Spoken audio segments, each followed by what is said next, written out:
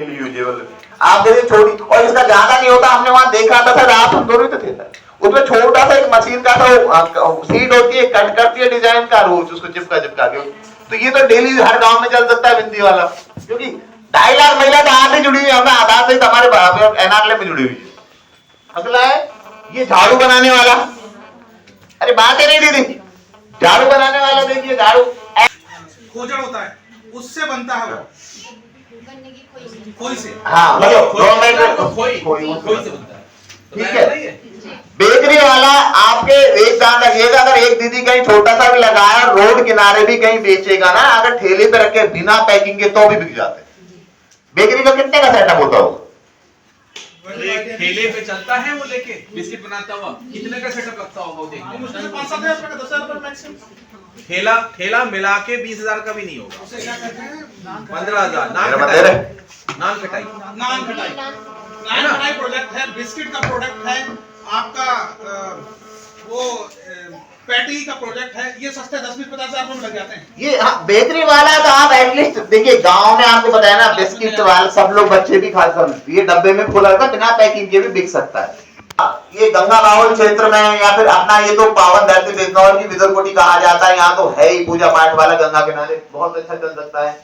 Handmade pickle, आपको एक भविष्य दिखा दूं, धूपबत्ती का प्रोजेक्ट अगर जो लगा रहे ना, तो आने वाला भविष्य जो है वो दूसरा हरिद्वार बिजनौर बनने जा रहा है, बिकॉज यहाँ के जो है बहुत ज्यादा पर्यटन क्षेत्र में बढ़ावा दिया जा रहा है। तो जो हमारी जो बेल्ट है ये वाली ना, विदुरकुटी वाली से लेकर हमारे यहाँ तक घाट तक, बैराज तक, ये पूरी बेल्ट जो है ना वो लोगों के लिए आकर्षण का केंद्र बन जाएगी। उस समय हमारा धूपबत्ती का जो काम है वो बहुत ही डेवलप करेगा। तो जितने लोग अभी वर्तमान में काम कर लेंगे उनको आसानी हो जाएगी इस प्रोडक्ट को बेचने के लिए। और सीडीओ साहब का ये कहना है, डीसी साहब का, कि हम खुद ही उन सब चीजों को जो प्रोडक्ट यहाँ पे दिखाए जा रहे हैं उनको खुद बिकवाएंगे। आप लोग के लिए अच्छा प्रोडक्ट है ये सारे प्रोडक्ट जो आपको बताए जा रहे हैं। एक एक दो प्रोडक्ट अपने ब्लॉक में, अपने सीलप पर, अपने ग्राम संगठनों पे, अपने गाँव में प्लीज प्रारंभ करवा दीजिए। कोई समस्या हो तो डीआरपीज है, बीएमएम्स है, आप इनसे बात करिएगा। अगला सॉफ्ट टॉय जो आपके आते हैं टेडी बियर, कुछ नहीं होता इसमें, उसके खोल बने हुए आते हैं, रॉ मेटेरियल आता है, भरा जाता है, सिला जाता है और उस पर लगाते हैं। और सबसे ज्यादा कमाई शायद इसमें ही है, आपको तो 500-400 से कम आता ही नहीं है, मिनिमम लोगों को 400-500 से कम एक आता नहीं है। कई ऐसे चीज जो बहुत अच्छे बनते हैं और आज की डिमांड भी बहुत ज्यादा है इनका। मस्टर्ड ऑयल का वैसे अपनी ब्रांड है नहीं, फिर भी लोग यहाँ खाते हैं, आप लगा सकते हैं, लगाइएगा। और जो दीदी चाहे जो बड़े प्लांट उन्होंने सेलेक्ट करे थे, एक तो पेंट ब्रश का जो हमारा बहुत ज्यादा शेरकोट धामपुर में चलता है, ठीक है, उसी को बड़ा करें। जो धामपुर वाला बैच आए तो डीआरपी और बीएम साहब थोड़ा ध्यान रखिएगा, ठीक है। एक टमाटो केचप भी डीएम साहब ने सेलेक्ट किया था कि हमारा यहाँ अमरोहा बेल्ट में टमाटर बहुत ज्यादा होता है, ठीक है। और ये 2 बेल्ट है हमारे यहाँ पे, एक नियरेस्ट में अमरोहा बेल्ट है, बिल्कुल नियरेस्ट में हल्द्वानी बेल्ट है। दोनों ही टमाटरों के सीजन अलग इनका सीजन रहता है। जो हमारे हल्द्वानी के टमाटर होते हैं वो अमरोहा के टमाटर से सस्ते होते हैं। हल्द्वानी का टमाटर जो है पहले आता है और इधर का अमरोहा का बाद में आता है। तो एक आपका सीजन रहता है, लगभग 6-7 महीनों का सीजन रहता है, जिसमें आप जिस समय टमाटरों की कीमत सस्ती होती है, जैसे 20 रुपए किलो, 25 रुपए किलो, एक समय ऐसा 200 रुपए किलो भी चला जाता है।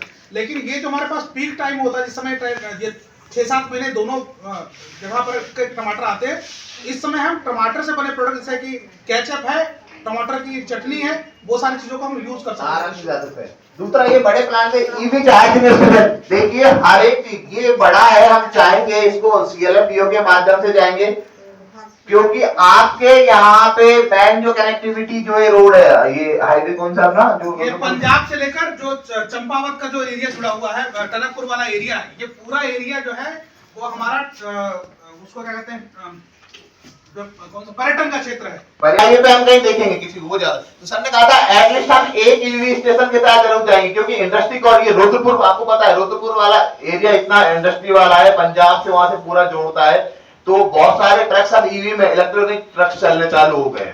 तो ये भविष्य का बहुत अच्छा बड़ा प्लान है, इसमें तो हम अलग से करेंगे। एक आपका detergent powder, cold storage side इसलिए सेलेक्ट किया था कि हमारे यहाँ हरित बेल्ट है, बहुत ज्यादा सब्जियों का उत्पादन किया जा सकता है, जबकि हो नहीं रहा है, तो कोल्ड स्टोरेज इसके लिए बहुत जरूरी होगा, इसमें भी हो, क्योंकि कोल्ड स्टोरेज अभी यहाँ पे बिजनौर में इतने हैं नहीं। अब इस पैकेज के लिए 5 लाख रुपए से लेकर 30 लाख रुपए तक का एक लोन दिया जाता है, ठीक है ना। अगर आप लोग चाहें तो वो ले सकते हैं, उसमें 25 से 35% की सब्सिडी है।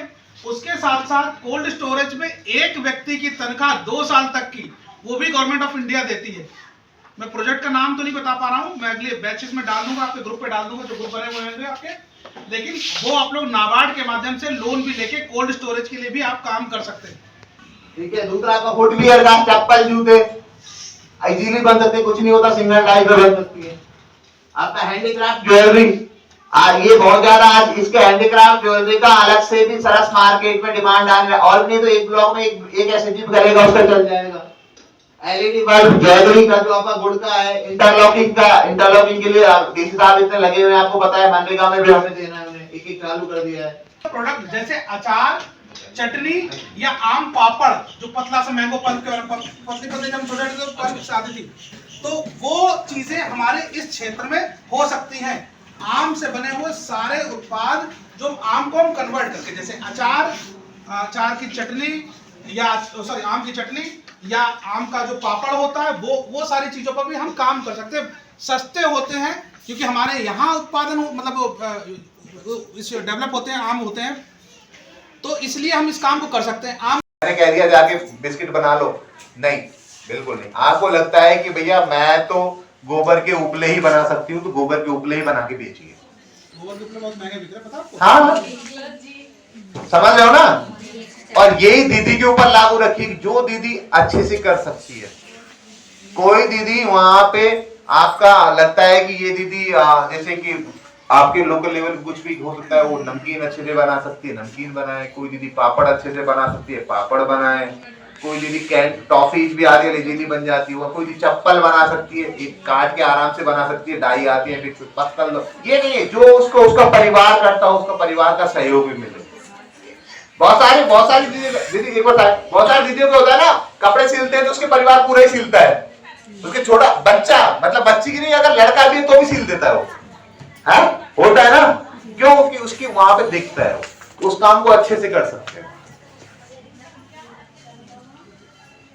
ठीक है, ये दीदी है इनको बताओ, ये मिल गए ना आपको? बिजनेस प्लान तो लिया है दिए कि 10 देते यार।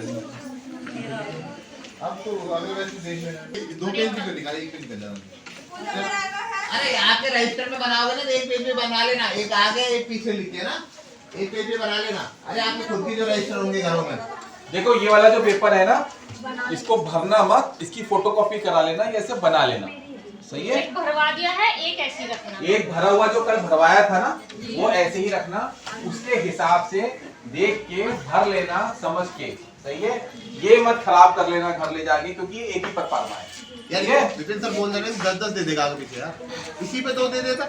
ये दो आपके इसमें 5 नंबर का बिंदु समझा दिया होगा, फिर भी 1 मिनट रुकिए, आपकी भाषा में मैं बता देता हूँ। खोलो कल वाला चार्ट, खोलो कल वाला कहाँ है, खोलो।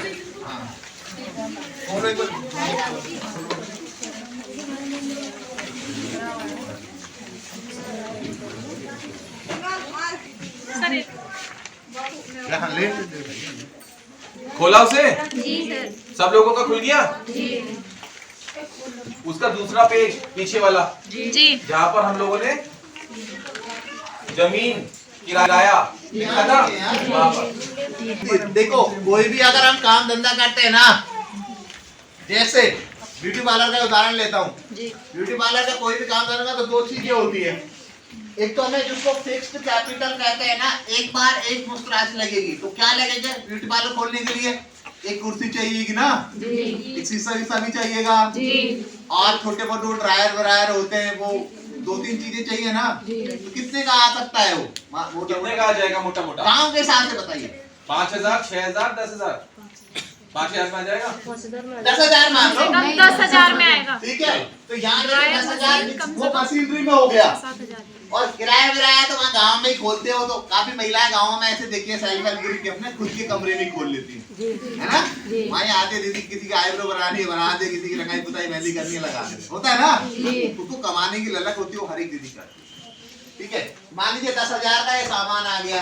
अब उसके अलावा वर्किंग कैपिटल, ये आपको सीख लेना चाहिए बोलने के लिए कि मतलब अब उसे काम करने के लिए अब उसका हर महीने क्या होगा, वो क्रीम लाने के लिए 100-200-500 तो चाहिए ना, 2-4 हजार उसके होने भी चाहिए, या फिर कोई नई टेक्नोलॉजी आई, कोई नई क्रीम आई, और फिर उसके लिए हो गया। ठीक है, तो 15,000 तो ये हो गया साहब टोटल इसमें भैया 10,000 15,000 कितने हो गए? 10,000 5,000 15,000 हो गए ना टोटल, समझ रहे हो ना? एक सेवा लागत लगी हर महीने। अब वो पैसा कहाँ से आएगा? 15,000 रुपए चाहिए एक ब्यूटी पार्लर खोलने के लिए, तो भैया कम से कम वो 5,000 रुपए खुद अपने पास से लगाएगी दीदी, और 10,000 रुपए ही वो समूह या बैंक से लेगी। ऐसा नहीं कि पूरा पूरा हम नहीं, खुद का पैसा लगेगा तो उसको ये होगा 15,000 हम दे सकते हैं, लेकिन खुद का पैसा लगेगा ना उसको रहेगी मेरी जेब से, क्योंकि कोई भी चीज होती है। कल एक छोटा सा मैं उदाहरण बताता हूँ, आपको 10,000 रुपए का जुगाड़ करवाना है, ये आपकी जिम्मेदारी है। जिम्मेदारी का मतलब ये नहीं है कि अगर 10,000 का जुगाड़ करा बोले नहीं 1,000 10,000 दिलवाऊंगी, ऐसा मत कर दें। ठीक है, उसको समूह में हो तो समूह से दिलवा दीजिए, समूह नहीं तो ग्राम संगठन से, ग्राम संगठन से CLF से, लेकिन ध्यान रखना कोई भी पैसा सीधा दीदी को नहीं दिया जाता। ठीक है, दीदी समूह में मांगेगी, समूह के पास खुद होगा तो दे देगी, या दीदी ईमानदार होगी तो दे देगा, अगर दीदी ने पहले नहीं दिया तो दोबारा नहीं देगा। अगर समूह में नहीं है, समूह ग्राम संगठन से मांगेगा, ग्राम संगठन CLF से मांगेगा, और नजीवाद में करोड़ों रुपए कहीं कोई कमी। ठीक है, ये पैसे देने की, लेकिन ध्यान रखना यहाँ पे एक काम करना है कि दोनों चीज, पैसा खुद का भी लगेगा दीदी का भी। कोई भी काम करे, चाहे वो 100 रुपए का काम करे तो 30 रुपए दीदी खुद से लगाएगी, 70 रुपए वो समूह से लेगी। क्या उम्मीद है कितना कर पाएंगे? कर लेंगे। अब आप लोग क्या बने यहाँ पर आके? अच्छा, क्या बने? एक सुर में CRP आजीविका। सर 2 मिनट खड़ा होगी। नॉन फार्म फार्म में फर्क, कोई एक दीदी बता दे। कृषि और उद्योग में फर्क बताओ। सर, जो कृषि से उत्पादन होता है जैसे सब्जी, भैंस पालन या मुर्गी पालन ही आता है, और जो मशीन द्वारा होता है वो उद्योग में आता है, वो नॉन फार्म। ठीक है, हमने 10 भैंसे पाली और एक मशीन लगाई, उनसे उनका दूध दुआ और उसके बाद पनीर बना के बेच दिया, क्या हुआ? कृषि उत्पादन हुआ कि नॉन फार्म का? अच्छा, दुग्ध से बने हुए समस्त प्रोडक्ट जो है वो कृषि उत्पादन के अंतर्गत आएंगे। दुग्ध से बने हुए समस्त प्रोडक्ट जितने हैं वो कृषि उत्पादन के अंतर्गत आएंगे। दूध के पाउडर से अगर आपने THR यूनिट का प्रोडक्ट बना दिया तो वो नॉन फार्म के अंतर्गत आएगा। नॉन फार्म फॉर्म बता। कृषि उत्पादन, कृषि से रिलेटेड। बैठिए आराम से। दीदी अभी जो मैंने एक बात आपसे करी, हालांकि अचार वाली जो बात मैंने करी या जेली वाली जो बात करी, आपसे पापड़ की बात करी, जो प्रोडक्ट है वो आम कृषि से रिलेटेड है, तो हम वो भी काम कर सकते हैं। दूसरा एक नया काम मैं आपको बताता हूँ, हालांकि हमने पहले भी इस बारे में जिक्र किया था, स्पेशली नूरपुर नेहटौर की टीम से।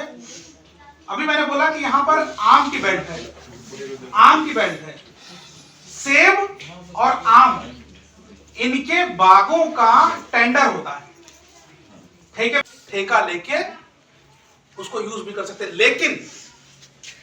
लेकिन आपको आम की फसल का पता भी होना चाहिए। यहाँ से हम लोगों ने कुछ एक पॉन्ड्स, तालाब सरकारी आप लोग को आवंटित कराए थे समूहों को, तो आप वो भी काम जो है वो कृषि में आ सकता है। तो अगर आप लोग चाहें तो वो भी काम आप लोग कर सकते हैं। बताएं आप।